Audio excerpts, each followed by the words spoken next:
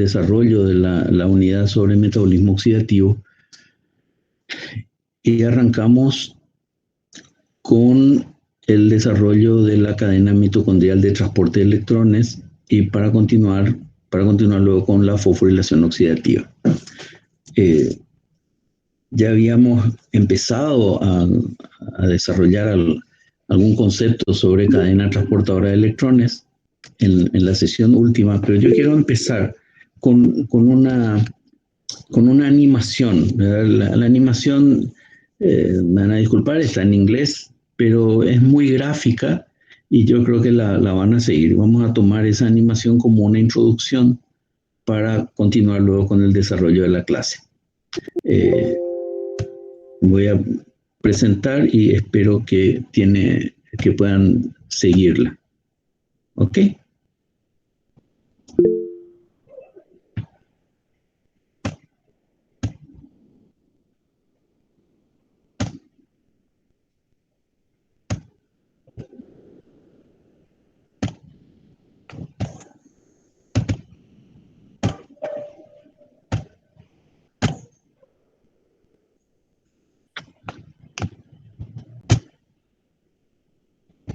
The electron transport chain is a series of protein molecules. The electrons captured in the nucleus are transferred to covalent transferred hydrogen.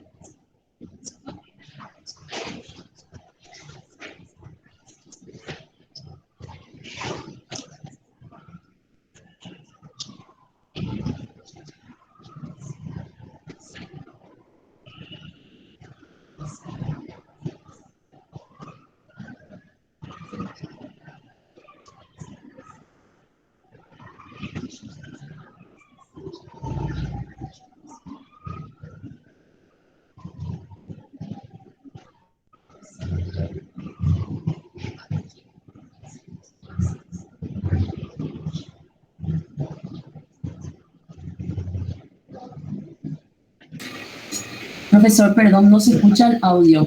Perdón. Voy a parar.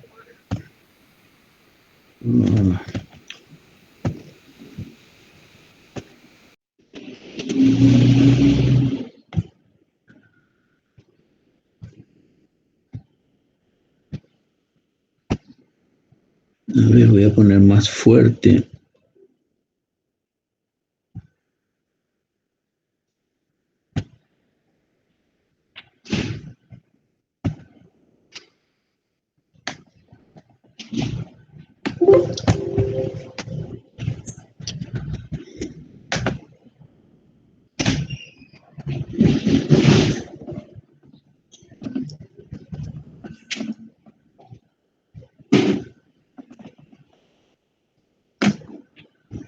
Electron transport chain, NADH dehydrogenase, cytochrome BC1, cytochrome oxidase, and the complex that makes ATP synthase.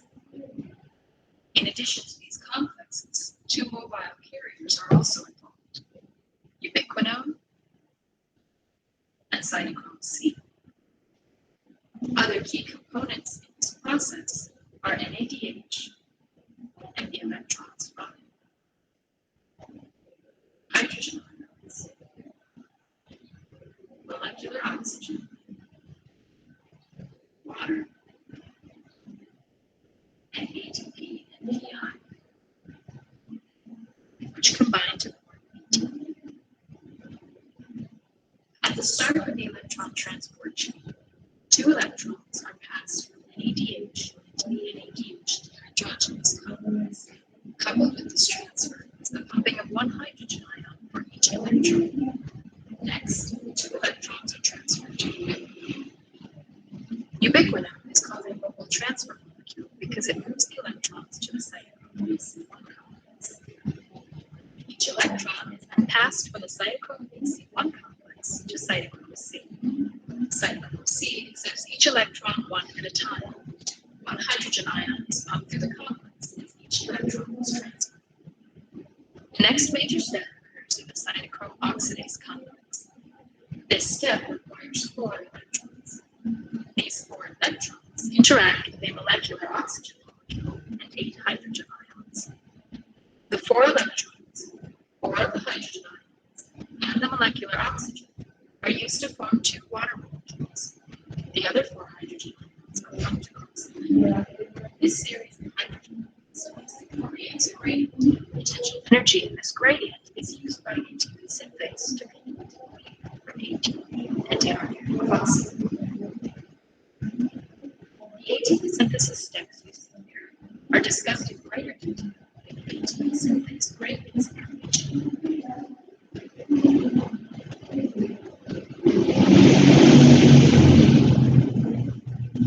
This animation illustrates 2 full cycles of electron donation. In biological systems, however, many electron transport cycles occur simultaneously, helping to ensure that the time gradient is always maintained.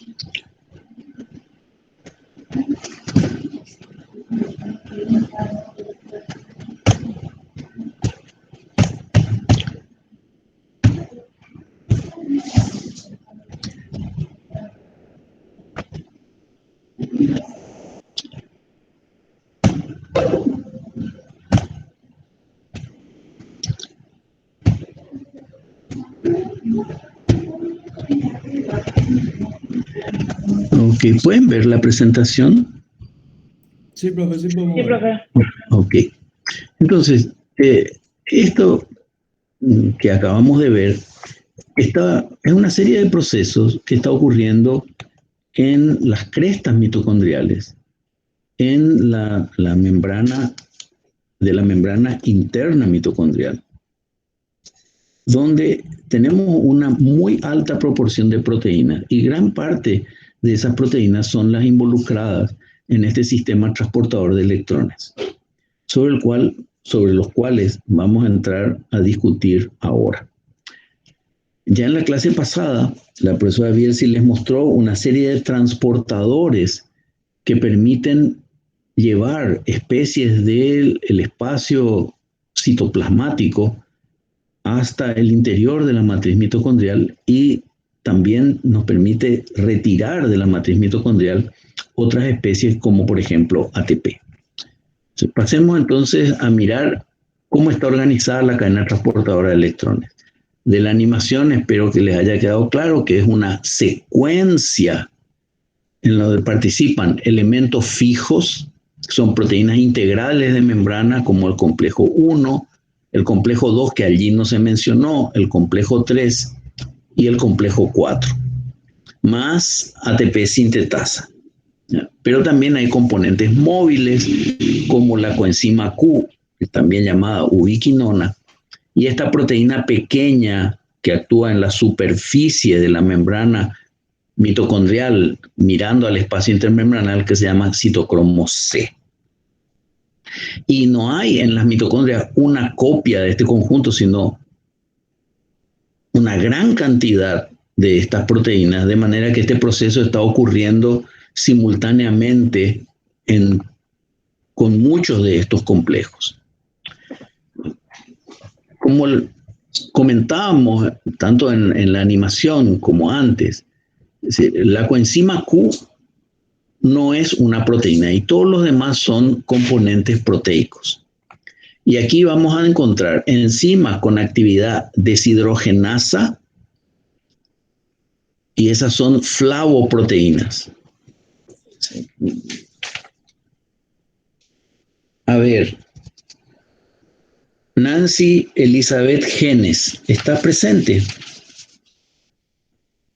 Sí, profe. Ok, ¿me podrías decir qué es una flavoproteína?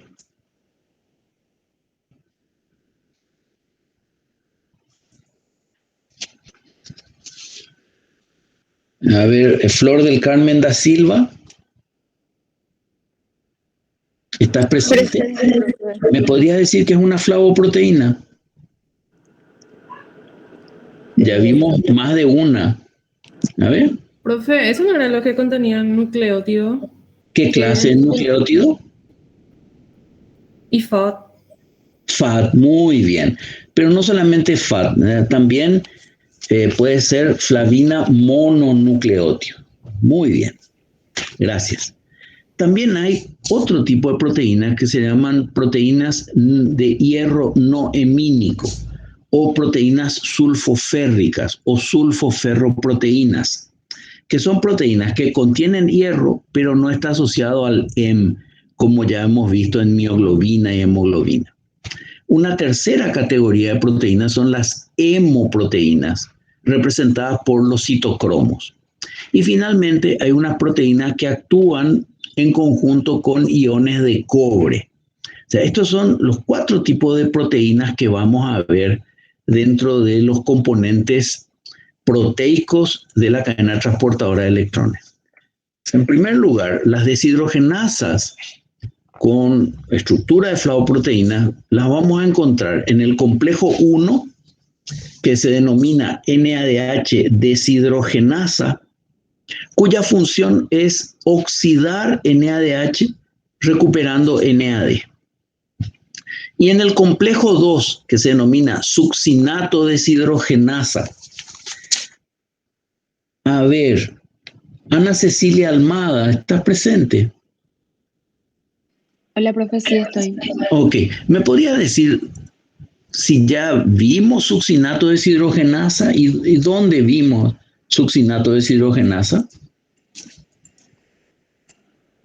Sí, profe, ya vimos succinato deshidrogenasa. ¿Dónde? ¿O qué hace? ¿En qué ruta participa?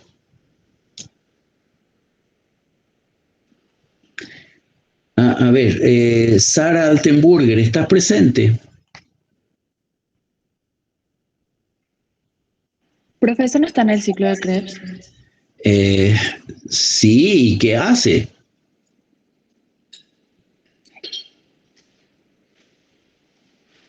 Sara, Oxida.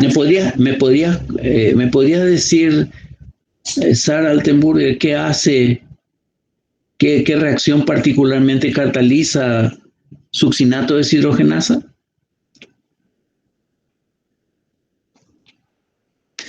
Bueno, vamos a seguir. Succinato deshidrogenasa, vimos que utilizando FAT deshidrogena succinato, oxida succinato para convertirlo en fumarato.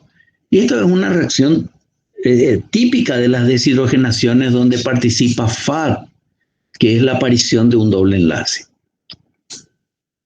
Encima, NADH deshidrogenasa emplea como cofactor flavina mononucleótido, que es el agente oxidante para convertir NADH en NAD. Por otro lado, tenemos los citocromos, que son hemoproteínas, ¿verdad? Igual que mioglobina, hemoglobina y otras proteínas, que son hemoproteínas, pero con carácter de óxido reductasa. Así vamos a tener varios citocromos en la cadena transportadora de electrones que se conocen como citocromos A, B y C. Y esta denominación depende de cómo está dispuesto el grupo hemo, que a su vez le confiere distintas características espectrales. O sea, tienen ligeras variaciones estructurales que dan variación en cómo absorben la luz estos citocromos. Todos los citocromos que participan de la cadena transportadora de electrones tienen la particularidad de que contienen ion de hierro, pero que este ion de hierro cambia su estado de oxidación. ¿Se acuerdan de la hemoglobina? Cambia el estado de oxidación del hierro cuando la hemoglobina actúa. A ver, María Luján Caballero, ¿estás presente? María Luján, ¿estás? Me parece que no está. Brenda Burgos, ¿estás? Parece que tampoco, tengo mala suerte hoy. ¿Y Tirsa Gabriela Brites, estás? Bueno, parece que no. Yo bueno. creo que ¿Quién sos vos? Patricia. Patricia. No, es correcto. el hierro de la hemoglobina y la mioglobina no cambia su estado de oxidación cuando se liga a oxígeno. Los citocromos, sin embargo, son hemoproteínas donde funcionalmente cambia el estado de oxidación. Y la diferencia entre el hierro 3 y el hierro 2 es un electrón. El hierro 3 es la forma oxidada y el hierro 2 la forma reducida. Por lo tanto, los citocromos funcionan aceptando o cediendo electrones, pero no ligan oxígeno. Los citocromos A y A3 además interactúan con iones de cobre. El ion de cobre tiene dos números de oxidación estable, el 1 y el 2 positivo, por lo tanto también hay un electrón de diferencia entre ambos. Por tanto, los citocromos cada vez que actúan transfieren o transportan un electrón que está asociado a este cambio de estado de ionización del metal con el cual actúan. Aquí tenemos la estructura de los hemos que forman parte de los distintos citocromos. Pero recuerden, los citocromos son proteínas. Vamos a empezar por el más conocido, el hemo B. El hemo B está presente en los citocromos B. Vamos a ver, BH, BL. Hay varias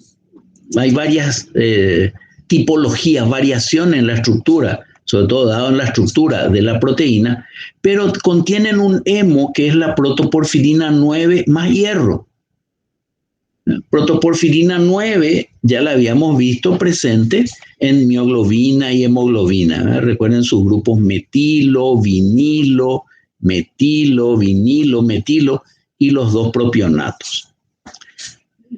Sin embargo, en lo que llamamos hemo A, presente en los citocromos A y A3, tienen una característica, que aquí este resto de vinilo está hidroxilado y además unido a una cadena polisoprénica. Esta cadena, a ver, fíjense en la estructura de esta cadena, a ver si Walter Inchausti está presente.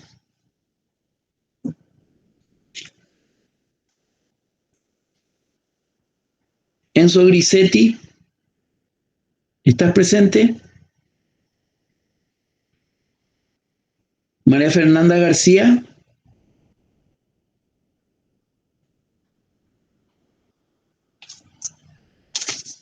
Sebastián Cortázar. Profe, sí.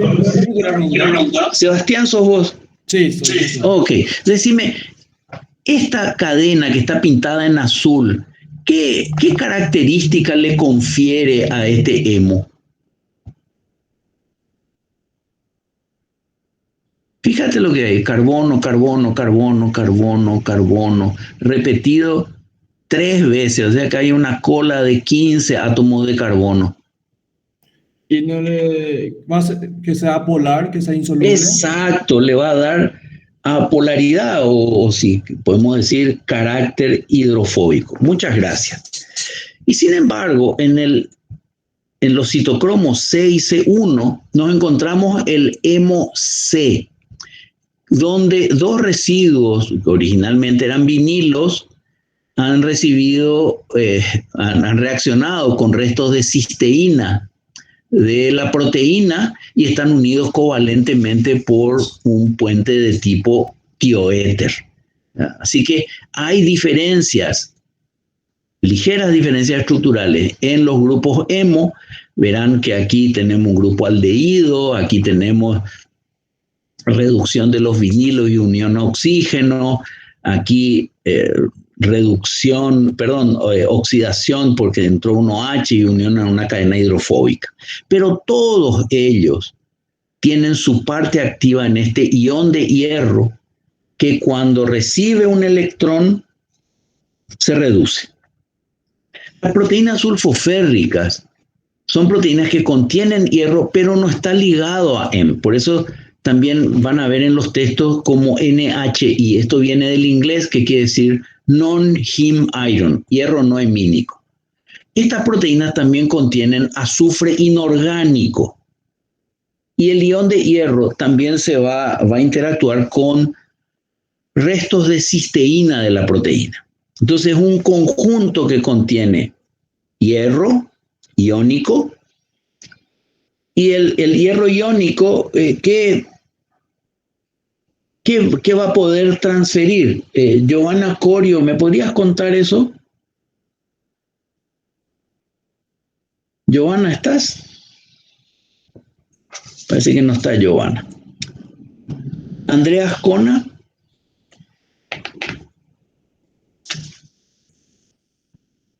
José Ignacio Arriola. Hola, profe. Hola, José. ¿Podrías decirme, si tiene ion de hierro, qué va a transferir una proteína sulfoférrica? Estoy preguntando lo obvio, ¿verdad? Electrones. ¿Pero cuántos electrones cada vez? 1. Un electrón cada vez. Ok, muchas gracias. Convirtiéndose de hierro férrico a hierro ferroso. Y esta es la estructura. Aquí tenemos. Esta es una de las conformaciones que se llama 2 hierro, 2 azufre. Hay 2 iones de hierro ligados a 2 iones de azufre inorgánico, y a su vez este conjunto está mantenido unido a la estructura por los grupos sulfidrilo de restos de cisteína. Hay centros sulfoférricos más complejos, como los que disponen los iones de hierro y de azufre inorgánico en los vértices de un cubo, disposición que se llama 4 hierro, 4 azufre. Pero siempre vamos a tener que esta estructura no va a ser independiente, sino que va a estar ligada a través de residuos de cisteína a la estructura de la proteína. Por ejemplo, el complejo NADH deshidrogenasa. Aquí tendríamos una representación donde esta serie de flechas y cintas, aquí tenemos lámina beta, un bucle, una porción de hélice, reteniendo a estos centros de carácter sulfoférrico. Jimena Chon, ¿estás por ahí? Sí, estoy, profe. Ok, vos me podrías decir, esta representación que está aquí, ¿el hierro sería un cofactor soluble?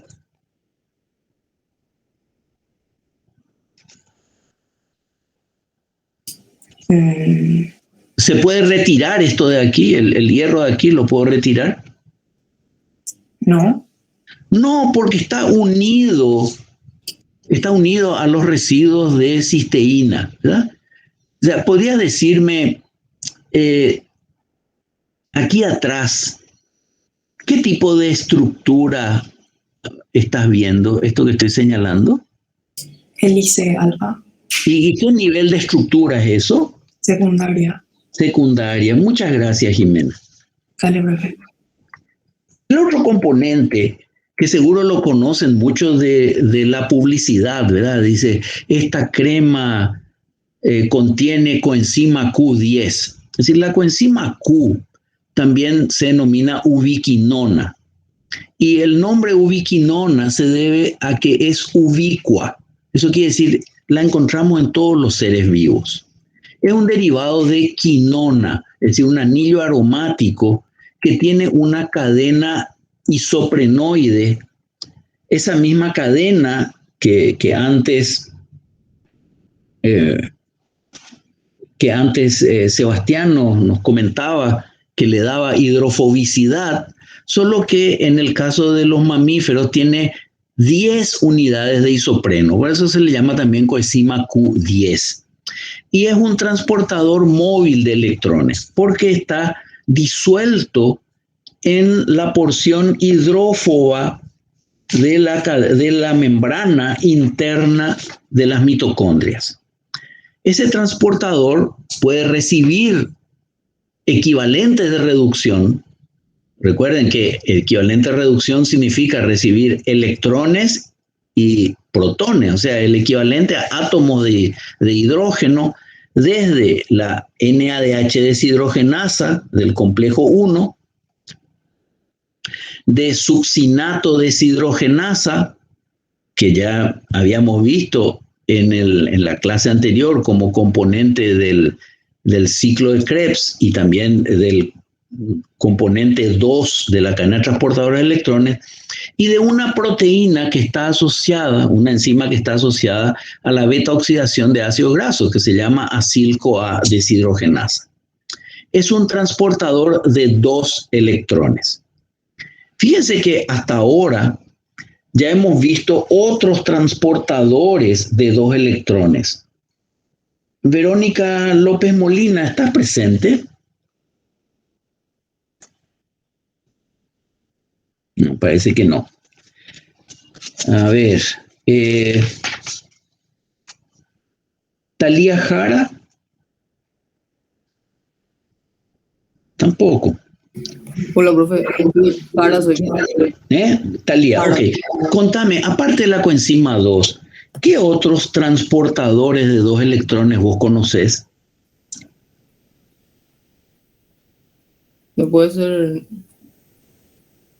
A ver. NAD2 no puede ser. Perdón, no te escuché bien. ¿Cuál? El NAD2. O sea, ¿NAD2?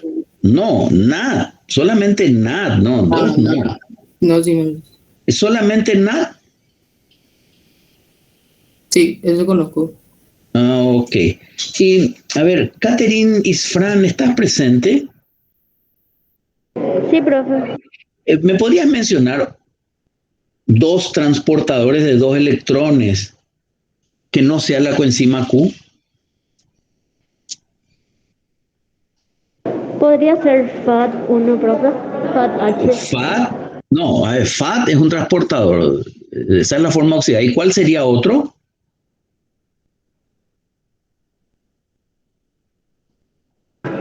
No recuerdo, profe. Bueno, esto es una cuestión muy, muy importante. NAD y FAT son transportadores de 2 equivalentes de reducción, o sea, transportadores de 2 electrones. Y ahora encontramos uno más que es la coenzima Q.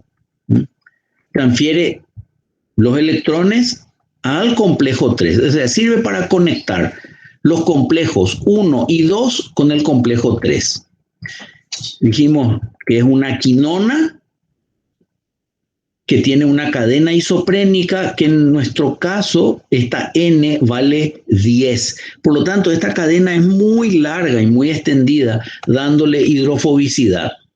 Cuando recibe un equivalente de reducción, es decir, si un átomo de hidrógeno, o sea, un protón y un electrón, se reduce parcialmente dando esta especie, es decir, QH con un puntito, esto simboliza un electrón desapareado, que es este electrón que está aquí, dando lugar a la estructura de semiquinona, sería ubi-semiquinona.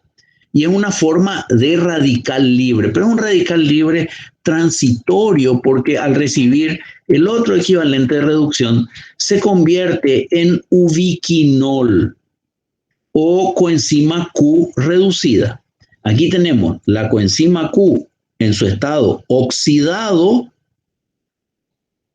por lo tanto va a actuar como un agente oxidante, y aquí tenemos esta forma de hidroquinona, que es la forma totalmente reducida. Flavina mononucleótido es un derivado de la vitamina B2, riboflavina, ¿verdad?, con fosforilación en la cadena de ribitol que está unida al sistema de isoaloxacina, que es un transportador capaz de trasladar 2 electrones y 2 átomos de hidrógeno. Aquí tenemos la forma oxidada o forma quinoide, y aquí tenemos, al recibir un equivalente de reducción, va a dar flavina mononucleótido más hidrógeno en forma de radical, Aquí está ubicado el radical sobre el electrón desapareado de carbono y ya aceptó un átomo de hidrógeno.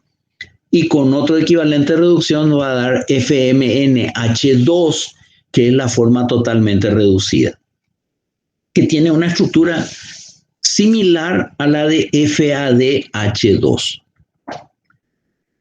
Las componentes oxidantes y reductores de la cadena transportadora están distribuidos en forma de complejo, están agrupados en complejos, como vieron en la animación. Complejo 1, NADH, este es el dador de poder reductor, coenzima Q, el aceptor, y óxido reductasa, la función. También se le denomina NADH deshidrogenasa. Fíjense que aquí estamos diciendo algo muy importante, porque el complejo 1 es el responsable principal de reponer NAD en la forma oxidada. En una célula,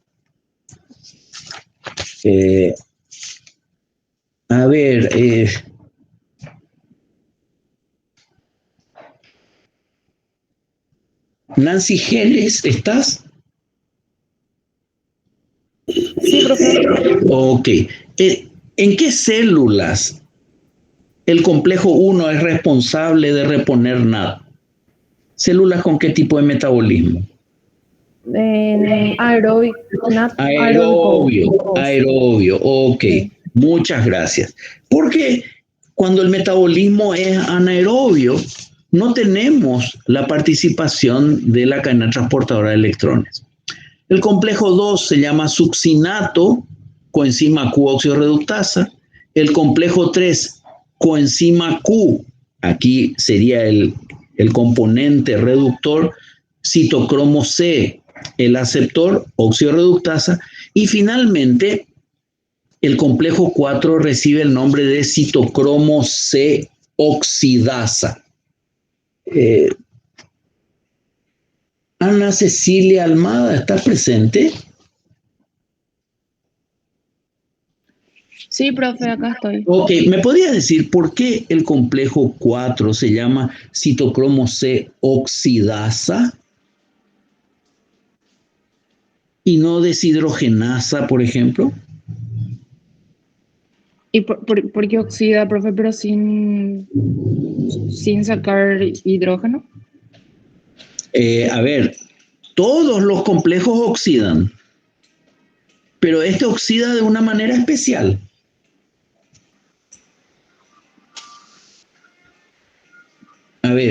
Sara Altenburger, ¿me podría decir qué tiene de especial la oxidación con el complejo 4 a partir de su nombre?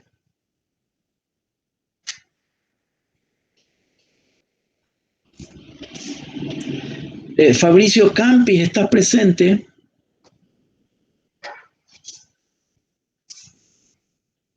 Bueno, vamos a acelerar porque si no, no vamos a concluir. El nombre oxidasa nos está indicando que aquí hay una oxidación donde participa oxígeno y es el único complejo de la cadena transportadora de electrones donde oxígeno tiene participación. Como vimos en la animación, estos complejos están insertos en la membrana, son proteínas, es decir, están compuestos por varias proteínas que están insertas en la membrana interna mitocondrial y tenemos dos componentes móviles, la coenzima Q, también llamada ubiquinona, y esta proteína pequeña, periférica, móvil, que se llama citocromo C.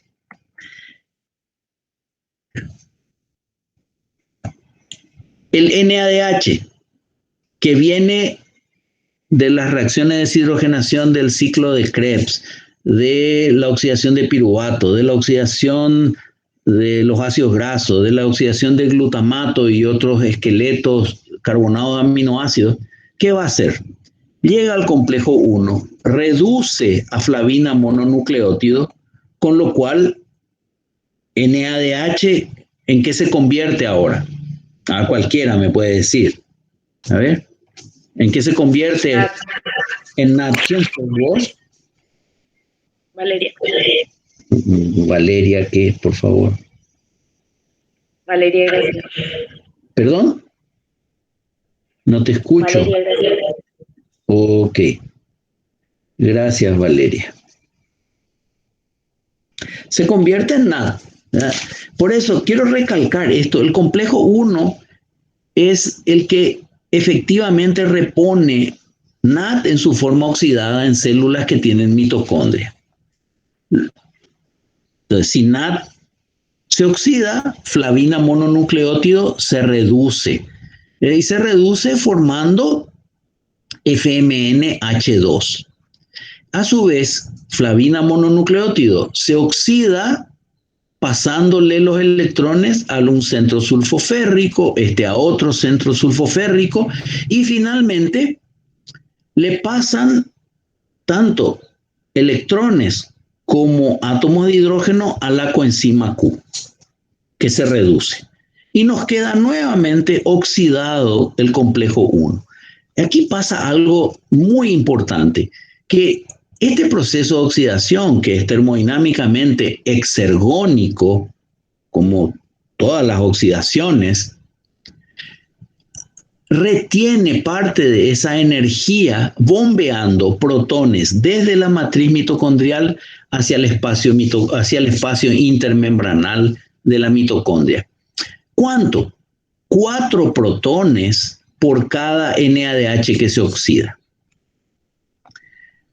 Por tanto, aquí recuperamos NAD oxidado, bombeamos 4 protones y le pasamos carácter reductor a la coenzima Q. Ahora la coenzima Q quedó reducida. A continuación, la coenzima Q se oxida. Se oxida pasando los electrones a 2 rutas, una sulfoferroproteína, hasta proteínas sulfoférricas, que le pasan a un citocromo que se llama citocromo C1, pero también a través de un circuito que veremos más adelante llamado ciclo Q, pasa alternativamente electrones a un citocromo BL, esto es de bajo potencial, que se lo pasa a otro de alto potencial. Y de esa manera se reoxida la coenzima Q y en este proceso también se bombean 4 protones desde la matriz al espacio intermembranal. Fíjense que hasta ahora, con la entrada de cada NADH a ser oxidado al sistema, ya hemos bombeado 8 protones desde la matriz al espacio intermembranal, que es una forma de conservar energía. Cuando el complejo 3 puede oxidarse nuevamente, cuando le transfiere los electrones que recibió de la coenzima Q al citocromo C. Y vieron que el citocromo C es una proteína móvil. En la animación lo habrán visto como una lanzadera. Cuando está reducido, se desplaza hasta el complejo 4. Y cuando está oxidado, vuelve al complejo 3 a recoger electrones, llevando un electrón cada vez, pero lo hace varias veces. ¿Qué hace citocromo C? Cuando lleva electrones, reduce a componentes del complejo 4. Aquí reduce iones cobre que reducen al citocromo A. Este reduce al citocromo A3 asociado a cobre. Y estos iones de cobre tienen distinto potencial redox, no por ser iones de otro elemento, es cobre, es el mismo, pero tienen ambientes diferentes, dado por la proteína, que hace que tengan potenciales redox diferentes. ¿Qué pasa en el complejo 4? Ocurren 2 cosas muy importantes. Primero, se reduce la molécula de oxígeno para formar agua. Fíjense que aquí ponemos media molécula porque recibe 2 protones y tiene que recibir los electrones suficientes como para producir agua. Los electrones los proveyó citocromo C de todo este sistema que viene antes. Primera cosa importante, el oxígeno se reduce para dar agua. Por eso decimos oxígeno es el aceptor final de electrones procedentes de la oxidación de sustrato en los organismos aerobios. Y parte de la energía liberada en este proceso se aprovecha para bombear protones al espacio intermembranal. En consecuencia, por cada NADH que se oxida, se bombean al espacio intermembranal 10 protones. ¿Y qué pasa cuando tenemos sustratos cuya oxidación no depende de NAD? Como es el caso del succinato o la primera reacción de la oxidación de ácidos grasos, donde aquí el agente oxidante es FAD. Como FAD es un oxidante más fuerte que NAD, da un reductor más débil que es FDH2. FDH2 va a reducir a una sulfoferroproteína, también el complejo 2, y esta va a reducir a la coenzima Q. A partir de esta información, a ver, Ana Paula Leguizamón, ¿estás presente? Sí, profe. Ok, decime, Ana Paula, ¿cuántos protones se bombean cuando participa el complejo 2?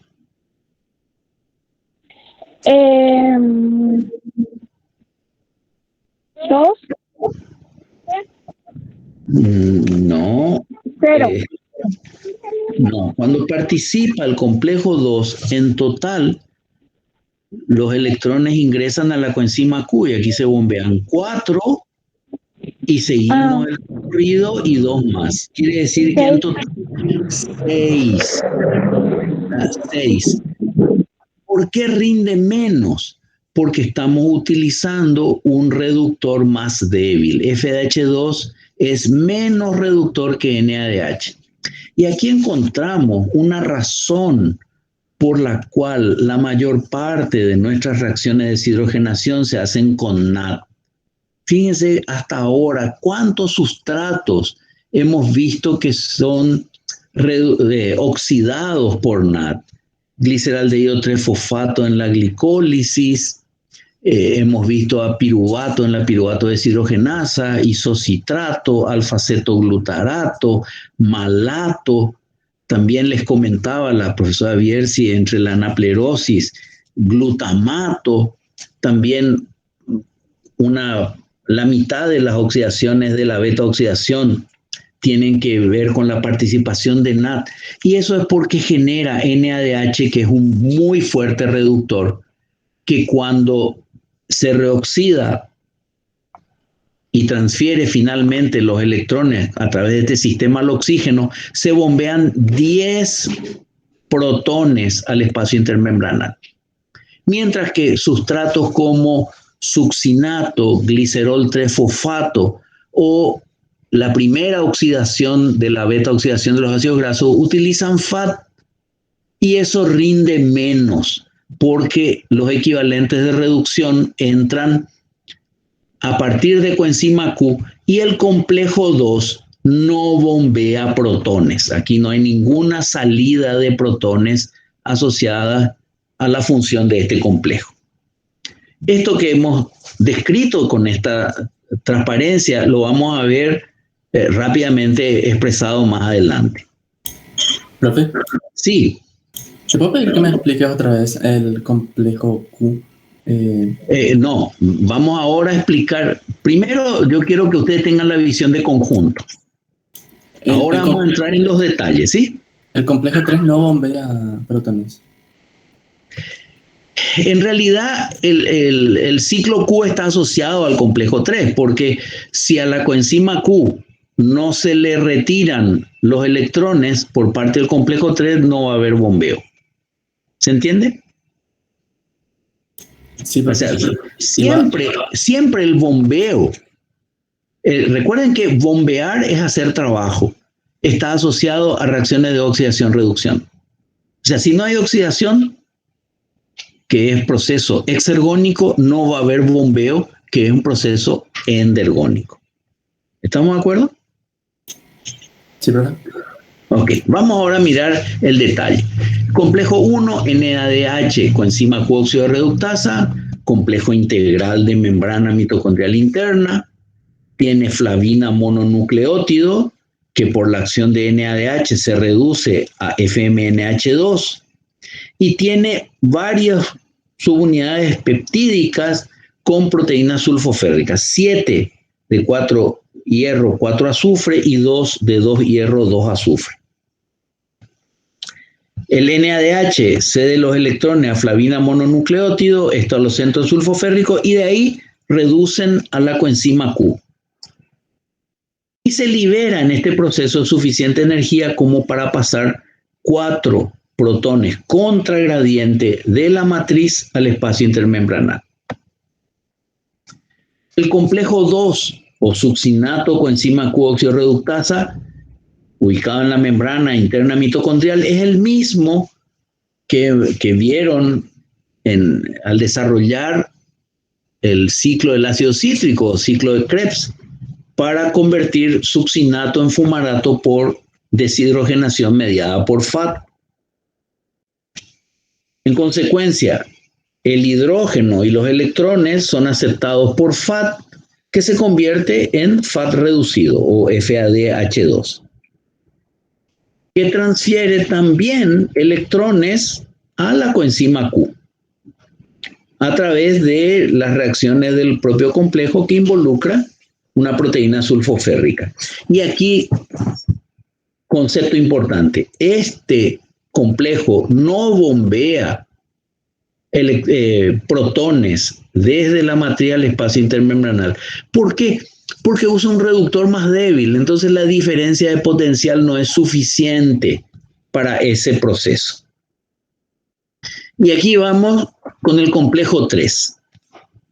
Se llama coenzima Q, proveedora de poder reductor, citocromo C, molécula que resulta reducida, y actividad oxidorreductasa. Por tanto, esa transferencia de electrones se va a dar desde la coenzima Q al citocromo C, y tenemos en el complejo 3 un citocromo B sub L de bajo potencial, citocromo BH de alto potencial, el citocromo C1 y una proteína sulfoférrica llamada ISP, esto quiere decir Iron Sulfur Protein, o sea, proteína sulfoférrica de tipo 2 hierro 2S. Y esto permite el paso de electrones desde la coenzima Q al citocromo C. Y en conjunto, el complejo 3 con la coenzima Q permiten el bombeo de 4 protones desde la matriz al espacio intermembranal. Solo que específicamente no se bombea desde el complejo. Pero si el complejo no funciona, la coenzima Q se quedaría reducida y tampoco habría bombeo. Por tanto, aquí hay un conjunto de acciones y pueden ver un circuito. ¿Lo están viendo en esta flecha? Esto se llama ciclo Q. El complejo 3, estudiado en levaduras, nos da imagen de una proteína transmembranal con sus grupos hemo.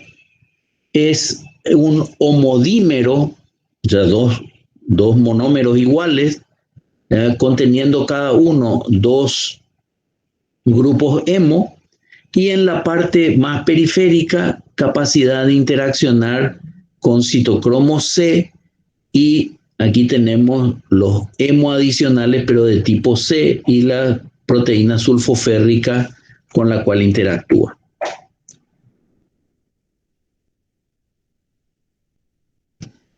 Pueden ver en la parte que mira al espacio intermembranal, tenemos al hemo C1, ¿verdad? Y por lo tanto, al citocromo C1 y al citocromo C. Cuando hablamos de la ubiquinona y el ciclo Q, dijimos, permite conectar la actividad de la ubiquinona con el complejo 3.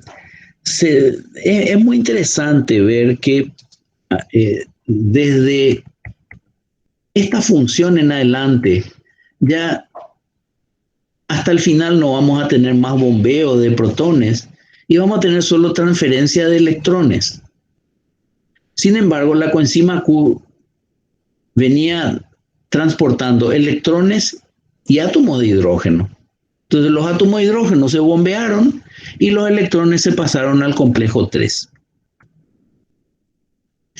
¿Cómo actúa el ciclo Q? Fíjense, del complejo 1 de NADH deshidrogenasa obtenemos coenzima Q reducida.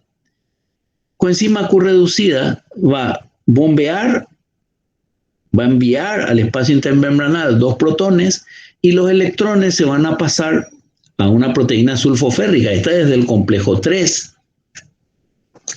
Y nos va a quedar un estado de anión radical de coenzima Q que transfiere electrones al citocromo Bl, al citocromo B, ¿ya? Y también tiene una forma alternativa de migrar desde esta coenzima Q que se encuentra más cerca del espacio intermembranal a una que se encuentra cerca de la matriz. Aquí, ¿qué logramos? O sea, logramos que la coenzima Q que estaba reducida se libere de los protones y luego vaya transfiriendo electrones a un sistema compuesto por citocromo B parcialmente. Por tanto, al transferir electrones queda como coenzima Q, pero no en estado de radical libre, y nuevamente migra, al migrar hacia la matriz, recibe nuevamente este electrón. El ciclo Q lo tenemos que entender como un par de ciclos en realidad, o sea, donde esto ocurre de manera duplicada. Y una segunda molécula de coenzima Q va a recibir protones de la matriz y va a completar el bombeo de los otros 2 protones. Quiere decir entonces que la coenzima Q se reoxida en 2 ciclos, teniendo un intermedio estable que está representado aquí como una Q con un punto y una carga negativa, que sería este estado de semi-ubiquinona. En el complejo 3 tenemos 2 sitios diferenciados para la coenzima Q, ¿ya? El llamado QO, que es la O viene de out, es decir, más cerca del espacio intermembrana, que interacciona con esta proteína sulfoférrica. ¿Ya? Recuerdan que vimos que la proteína sulfoférrica se encuentra ya en la porción más distante de la matriz mitocondrial en el complejo 3. Y una QI de interna que está más cercana a la matriz mitocondrial y recibe electrones del citocromo VH.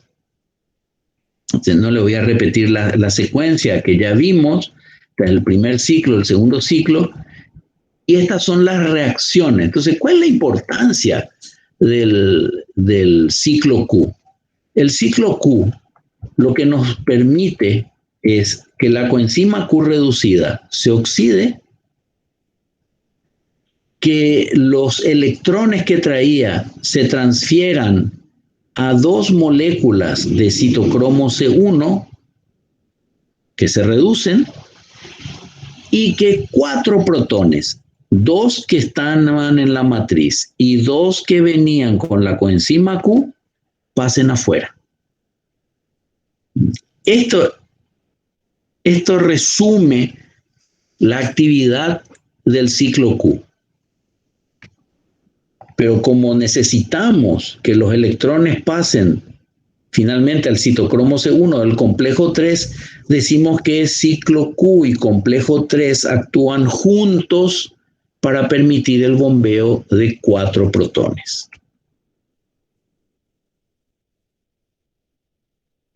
Tal como ya se expresó, permite que una molécula de coenzima Q, que transporta 2 electrones, reduzca 2 moléculas de citocromo C, porque cada C1 reduce a un citocromo C, que es un transportador de un solo electrón.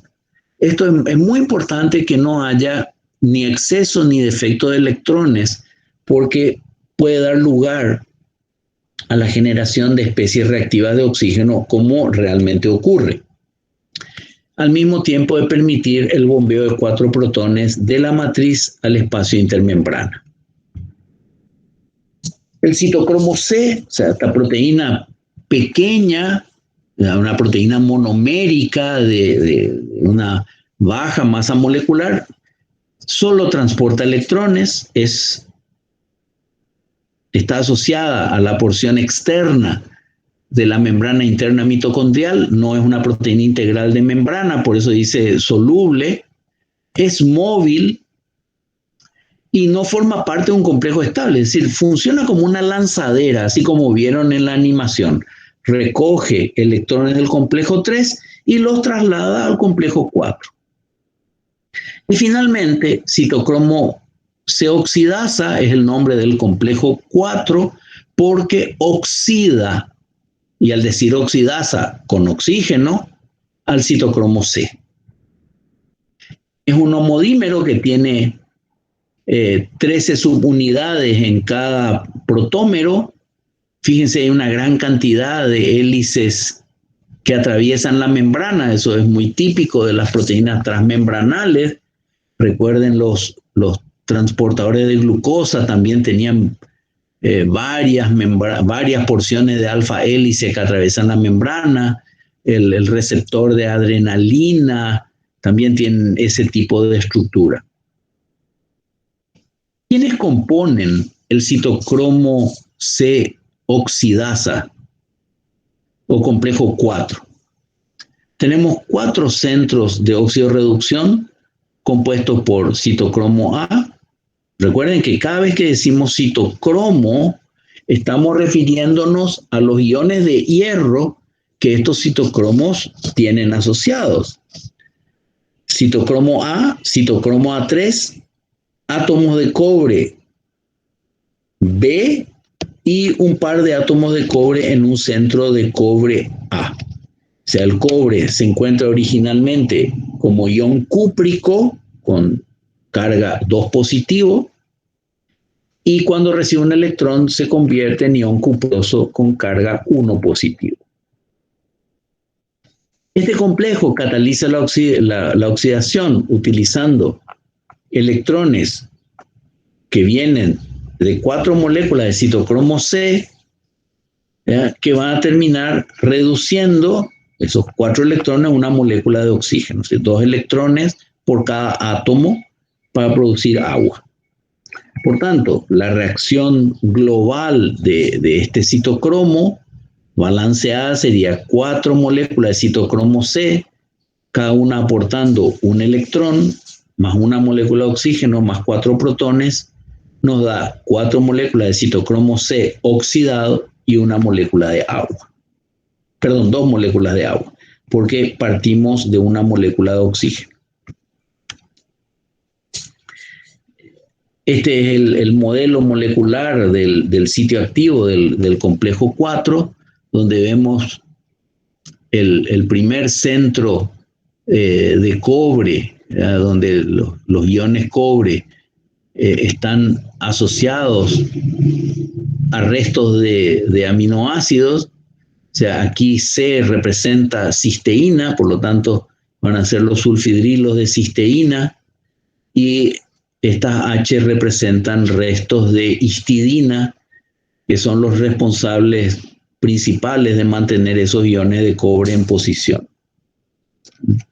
Aquí tenemos el HemoA, el HemoA3. Fíjense que hay mucha proximidad, de manera que se pueda producir ese traslado de electrones para que finalmente en este centro de cobre B, donde tenemos 2 iones de cobre, se produzca la reducción de la molécula de oxígeno. En el complejo 4,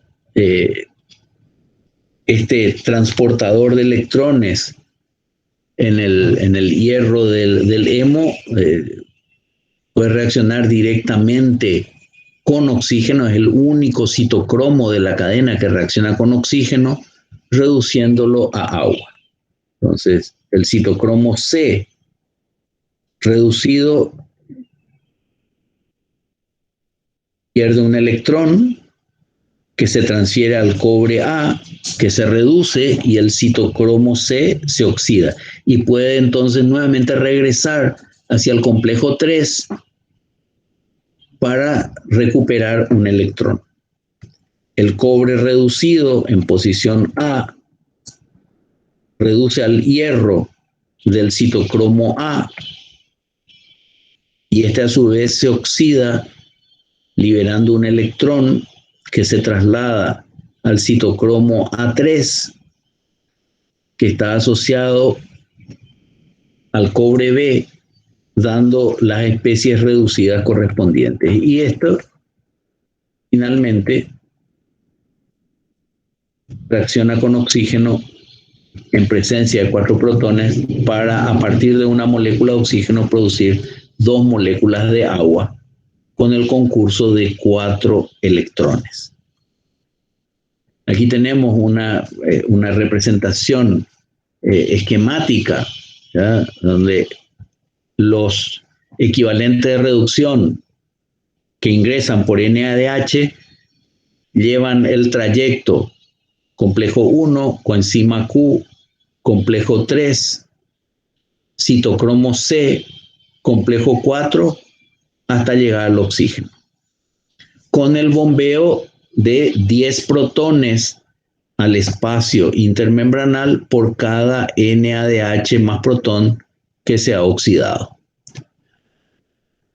Si partimos de succinato u otros sustratos cuya oxidación depende de FAD, ingresamos por complejo 2, que no bombea protones, pero sí oxida nuevamente al FDH hasta FAD.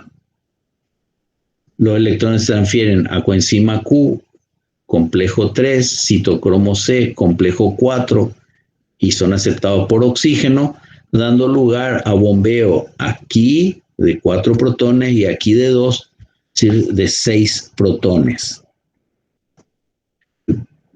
¿Por qué hay un flujo de electrones? O sea, ¿cómo ese flujo de electrones se asocia a la síntesis de ATP? Tenemos que reconocer qué es lo que está pasando en la cadena transportadora de electrones. Esta oxidación de NADH y FDH2, dada por la cadena transportadora de electrones, este conjunto de proteínas que tienen afinidades progresivas en aumento por los electrones, genera lo que llamamos una diferencia de potencial de reducción. Ese transporte de electrones está gobernado por este parámetro que es el potencial estándar de reducción, que mide la afinidad de un sustrato oxidado por los electrones que le puede dar otro sustrato. Recordemos que no puede haber una reacción de oxidación si al mismo tiempo no ocurre una reducción. Para medir los valores de esa tendencia a ceder electrones de cada especie, se utiliza una referencia que es el electrodo de hidrógeno al cual se le asigna el potencial cero. Las sustancias que tienen potencial estándar negativo ceden electrones a la molécula de hidrógeno y por lo tanto al ceder electrones se oxidan y son agentes reductores. En cambio, las sustancias con valores positivos de potencial estándar de reducción retiran o sustraen electrones del hidrógeno, por lo tanto ellos se reducen actuando como agentes oxidantes. Y aquí podemos ver los distintos potenciales de reducción de los componentes presentes en los distintos complejos de la cadena transportadora de electrones, donde vemos un potencial redox de partida de menos 0,315 voltios para el NADH, negativo, y por lo tanto me está indicando, recuerden, sustancias con valores de potencial estándar de reducción negativo son reductores, por lo tanto aquí estamos hablando de un reductor bastante fuerte, y en el extremo tenemos a oxígeno con un potencial de reducción positivo, lo que significa que es un agente oxidante. Aquí se establece entonces entre lo que ingresa al complejo 1 con lo que recibe en el complejo 4 una diferencia de potencial. En cambio, FAD tiene en el complejo 2 un potencial de reducción muy inferior en magnitud, aunque de signo negativo, o sea, sigue siendo un reductor, pero menos reductor el FADH2 que el NADH, que también terminará transfiriendo sus electrones al aceptor, que es oxígeno. Si vamos a valores más negativos, aumenta el carácter reductor, por eso decimos NADH es más reductor que FADH2, y cuando aumenta el valor de potencial de reducción, estamos aumentando, vemos el aumento progresivo del carácter oxidante. Por eso fíjense, en el complejo 4, estos componentes que tenemos en el complejo 4 tienen todos valores positivos de potencial de semipila, lo cual significa que son agentes oxidantes. Mientras que los componentes del complejo 1 tienen valores negativos. Es decir, estamos en presencia de especies que se comportan fundamentalmente como reductores. Así, el transporte de electrones se va a dar desde las especies más reductoras a las más oxidantes, estableciendo una diferencia de potencial, ¿ya?, que hacemos como delta E. Recuerden que el cero como superíndice significa estándar, y la tilde en medio biológico es la diferencia de los potenciales estándar de semireacciones del aceptor menos el dador de electrones. Por lo tanto, el flujo natural de los electrones implica una diferencia de potencial estándar positivo. Esas diferencias de potenciales se pueden calcular fácilmente a partir de los valores de los potenciales de reducción de NAD y de oxígeno, solo que para calcular la ecuación no puede haber dos reductores. Entonces, si este actúa como oxidante, que es el oxígeno, NaDH tiene que actuar como reductor. Y por eso vamos a cambiar el sentido de la reacción, dando lugar a un neto en el cual el oxígeno globalmente, no es una reacción directa, esto es el resumen de la diferencia de potencial. O sea, medio oxígeno más NaDH más protón va a dar agua más NaD, con una diferencia de potencial de 1,13 voltios, lo cual es una diferencia de potencial importante. En el caso de FADH2 hacemos un cálculo semejante, pero como FADH2 es un reductor más débil, su capacidad reductora es más débil, por lo tanto tiene un valor menos negativo de potencial estándar de reacción, y nos va a dar una diferencia de potencial más pequeña, lo que significa menor capacidad de hacer trabajo. ¿Cómo se genera la energía en este proceso?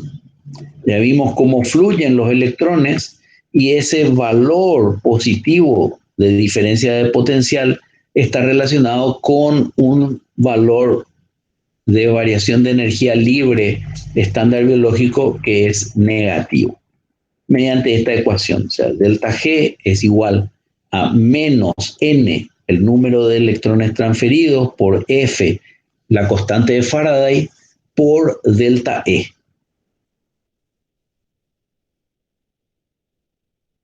Es así entonces que flujo de electrones con especie de potencial de reducción negativo a otros con diferencia de potencial positivo nos dan, perdón, con potencial positivo una diferencia positiva, y esto se asocia con un valor negativo de delta G, por lo tanto un proceso espontáneo. Podemos calcular para la reducción de oxígeno mediada por NADH y su valor de diferencia de potencial llevado a la ecuación nos deja 52,6 kilocalorías por mol o 220 kilojoule por mol, que es una diferencia importante, o sea, una energía importante disponible para hacer trabajo. En el caso de la reducción de oxígeno, pero a partir de FH2, obviamente al haber menos diferencia de potencial entre la especie reductora y la especie oxidante, hay también menor variación de energía libre. En este caso son 157 kilojoule por mol o 37,7 kilocalorías por mol. Ahora, ¿cómo empalmamos ambos procesos? Es decir, la energía liberada en la cadena transportadora de electrones con la energía consumida en el proceso de fosforilación. ¿Ya? Transporte de electrones tiene delta G negativo. Esa energía liberada se aprovecha bombeando protones desde la matriz al espacio intermembrana, que tiene mayor concentración, por lo tanto ahí hay que hacer trabajo, y eso genera un gradiente protomotriz, es llamado también gradiente electroquímico. Y cuando los protones regresan, que lo hacen a favor de gradiente, impulsan la producción de ATP a través de la acción de ATP sintasa. Y esto conforma lo que llamamos fosforilación oxidativa.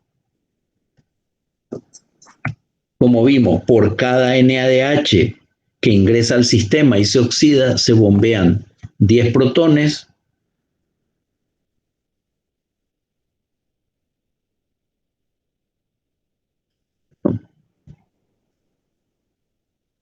Entonces, una mitocondria que está respirando se va a caracterizar por tener su matriz mitocondrial con menor concentración de protones, que eso quiere decir más alcalina y cargada negativamente, y un espacio intermembranal con mayor concentración de protones, es decir, con pH más ácido y cargado positivamente. Es decir, se ha generado un doble potencial, un potencial químico, diferencia de pH, y un potencial eléctrico, diferencia de carga. Y esto tiene que ver con estas diferencias de potencial que habíamos visto, que son las que motivan el flujo de electrones. Para el primer complejo, ¿sí?, alimentado por NADH y utilizando como receptor de electrones coenzima Q, tenemos una diferencia de 0,360 voltios. Para el desplazamiento de coenzima Q hasta citocromo C, ¿sí?, involucrando la acción de del complejo 3, tenemos una diferencia de 0,190 voltios. Y para el complejo 4, una diferencia de 0,580 voltios.